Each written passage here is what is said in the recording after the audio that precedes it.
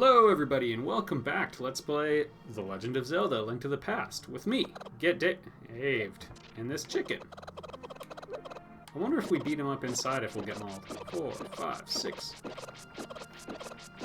It's one Get Dave point every time you count one of these. I've already lost count myself.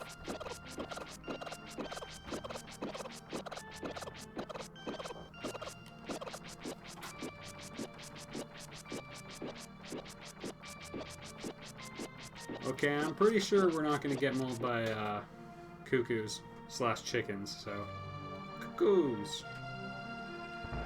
There's a couple other things we want to take care of in town. One is visiting this sick boy to taunt him. People say I caught this cold from the evil air coming off the mountain.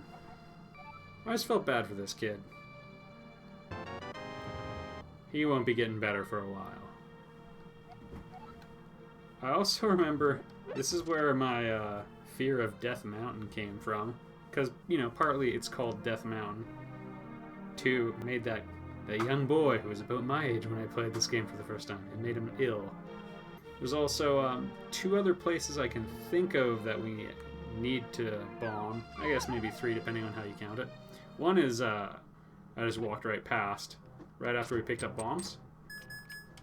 Little crack in the wall there.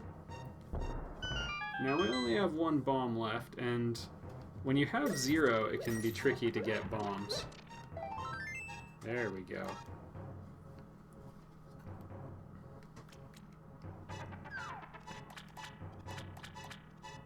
Again, I don't expect to get absolutely everything on my first pass, just because I'm not really planning on paying that close attention to detail. But I will probably do a 100% run here. Sometimes you can find bombs cutting through random things. Way more likely you're going to find them here, though. Actually, I want to test something. I'm just going to use the rewind button. Since there's no crack, it does not make the special sound. Either way, we're out of bombs now, but this room, you can visit as many times as you want.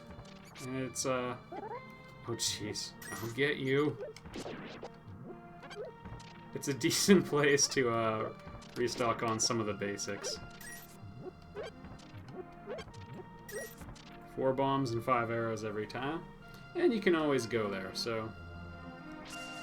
the more you know.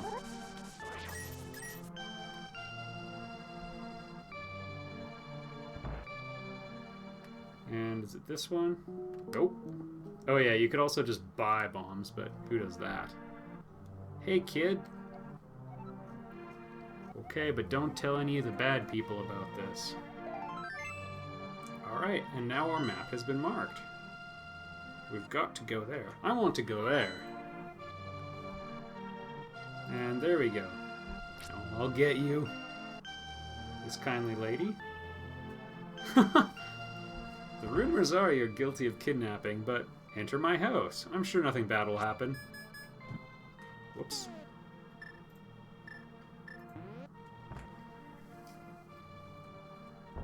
Careful, chicken.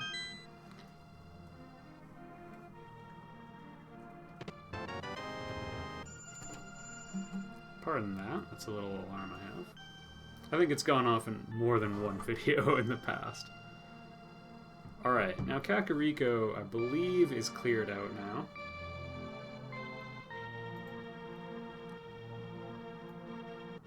And I think we've visited, if not everyone, almost everyone. There was one woman I didn't talk to, but she was just going to call the guard on us. We'll visit this library later.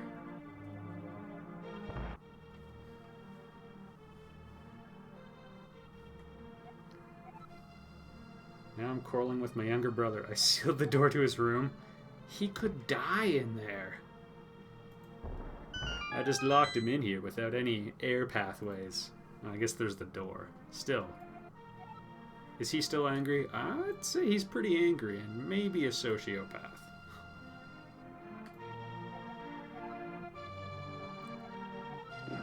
Now, conventionally, Or I guess most people think you have to have a Pegasus boots or like really good dexterity to get this thing, but there's a nice little spot where you can jump. 10 seconds. There we go, we've almost got another heart container. I think if you read this sign, it's like, go down. It's the sound of Mrs. Get Dave dying in the background. She's ill. Thanks, YouTube. No Get Dave points for that.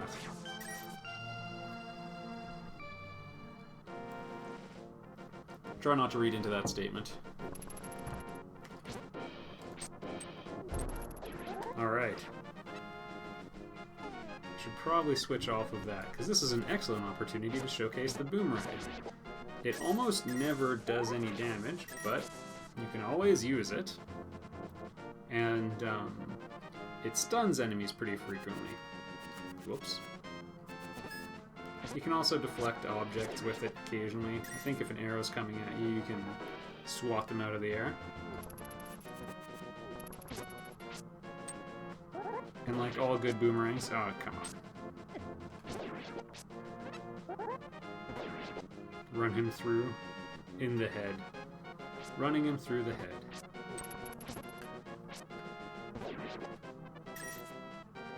Actually, I want to go this way, I think.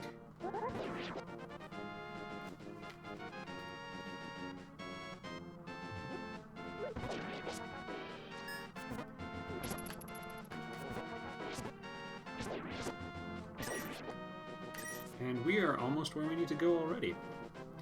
The map makes Hyrule look pretty big, but actually, not so much. I think, I haven't counted. In the original Zelda game, it was 16 by 16 in screens with scrolling sections. I think it is in this one as well, but don't quote me on that one. We could probably test that theory pretty easily. I think it might be smaller, maybe 12 by 12.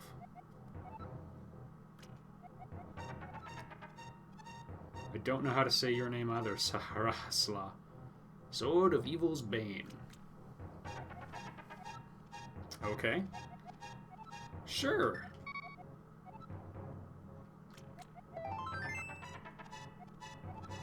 I like how, as far as he knows, Link is just some kid who's like, I want to be a superhero when I grow up. Okay, well, there is this legendary sword. See what I did there? Those Armos Knights typically drop arrows. Just so you know. If you need to restock on arrows, can always try taking them out.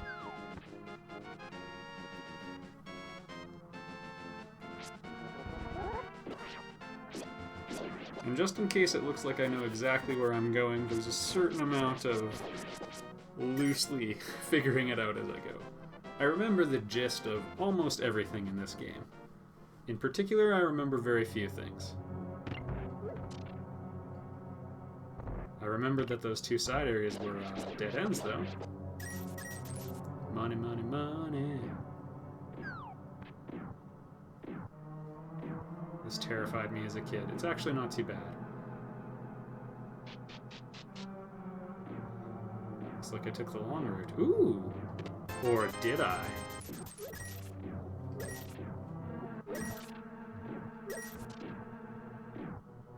Now let's go for it. I like to live dangerously. Holy crap.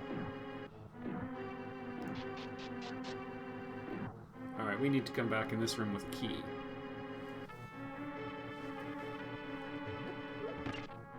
Also, I don't know why, but I almost always turn left first. It's something I discovered about myself during the Extra Life live stream.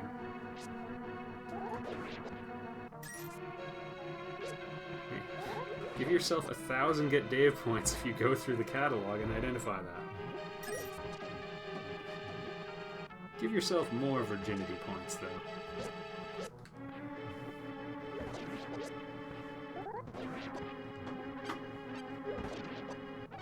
No offense to anyone who would go to that effort, but please, it's not worth it. Alright. So, 3 basic treasures found in every dungeon, basically in almost every Zelda game. There's typically a big key, which will unlock major doors and the big treasure chest. We'll just read this first. Or telepathically sense it. Okay. Whatever the treasure in this palace is, it's good against armored foes. We can block ourselves in here, that's nice. The other treasures are the compass, which we just picked up, which typically reveals where the boss is, but also will put treasures if you have the map in some Zelda games. I forget if it does it in this one. The big treasure chest, we can't open that without the big key. A big locked door, can't open that either. But maybe we can jump in here.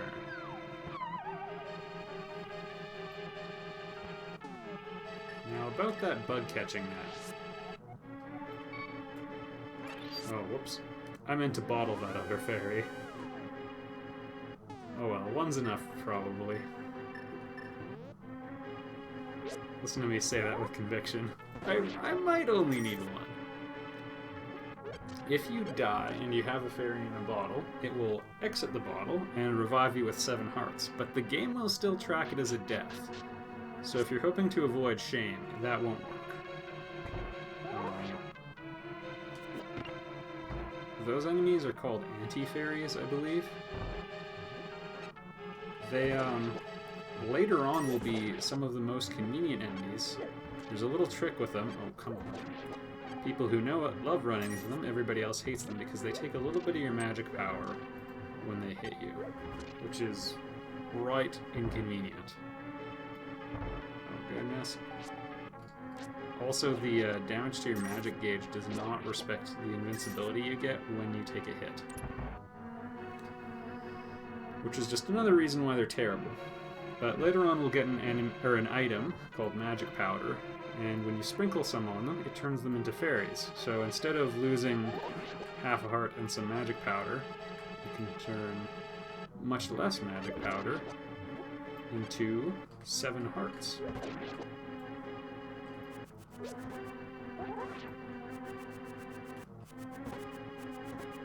I think these guys actually take damage from the Gurmur. Yeah, 1/4 of a heart every time.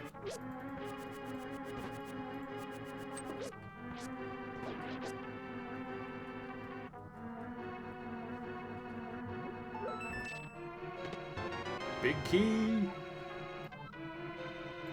Also a great nickname for somebody.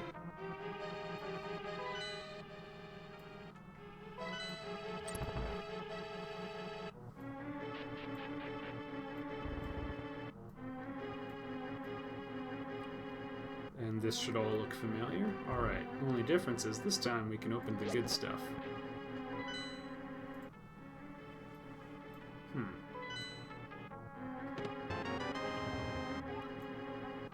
You can shoot arrows until you run out. The bow is a pretty good option if you don't know what item to have as your secondary. The boomerang is one good option. Probably the other good baseline one is the arrow. Or, well, the bow and arrow. Just having the arrow is not that great. We did that already. It didn't work out that well. Comes to my attention, we haven't explored the right section of that floor. It's possible we won't.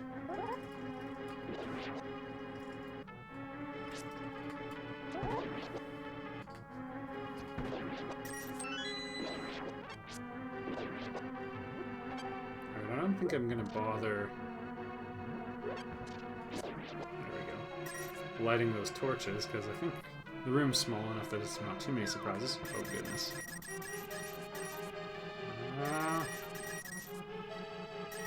Money! We've done pretty well for ourselves in this dungeon. We should just become a tomb reader.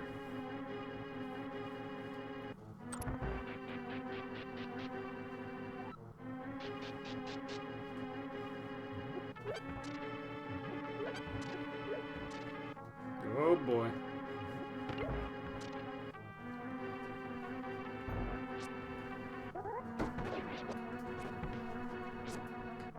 I know it looks like I stabbed him with an arrow, but it didn't actually trigger. The sword, although it did protect me, is what counted as the hit there. The main reason you'll see me running with the sword out a lot is because... There we go. 3 fake switches, 1 real one. Is just because it allows you to strafe, which is pretty useful.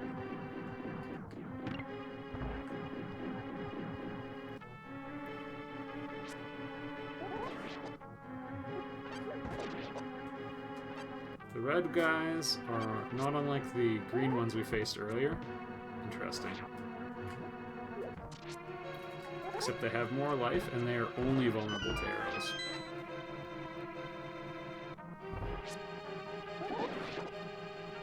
Thank you, level design.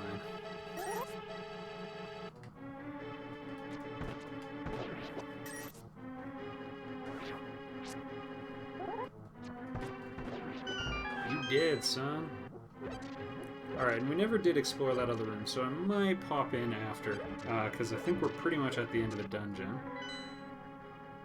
If I were a betting man, it contains the map. But we're at the boss's chamber now.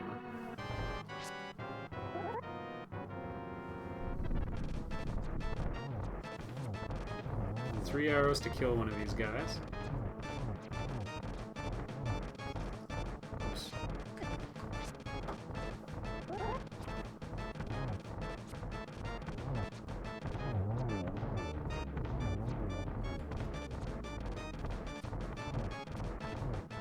I think they...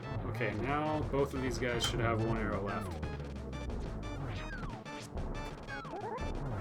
If you're really good at the game, you'll have the last arrow underway while this guy is still blue. We had the opportunity to do it, and you can kill him before he goes into this sort of limit break phase.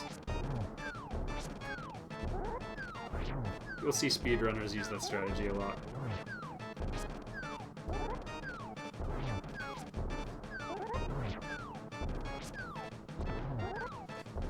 There we go. And pendant received.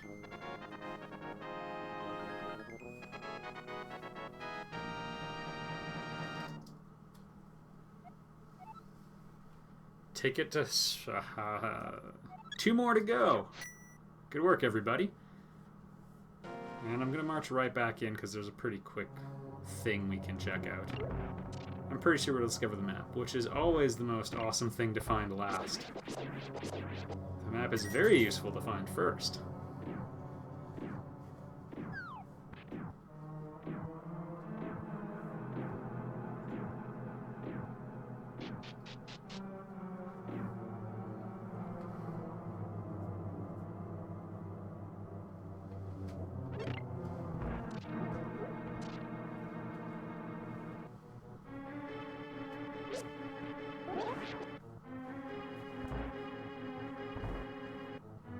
Oh goodness.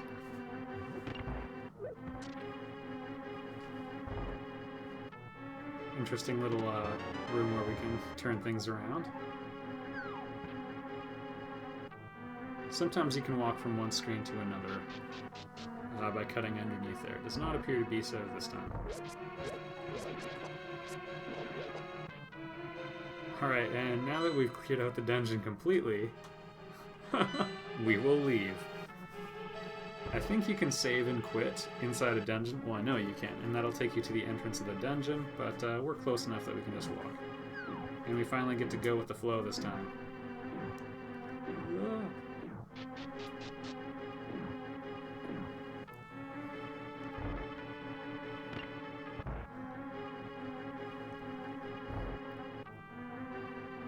Alright, and there's one last thing I want to take care of.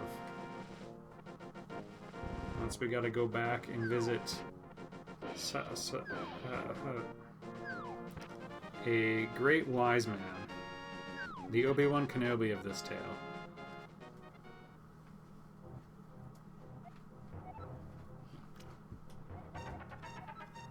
Three or 4 generations ago, about 7 years ago.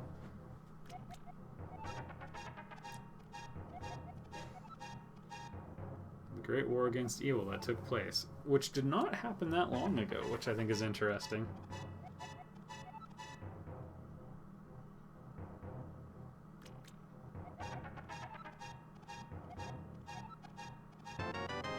The Pegasus boots, everybody. Or Pegasus shoes. I've been calling them the Pegasus boots all my life.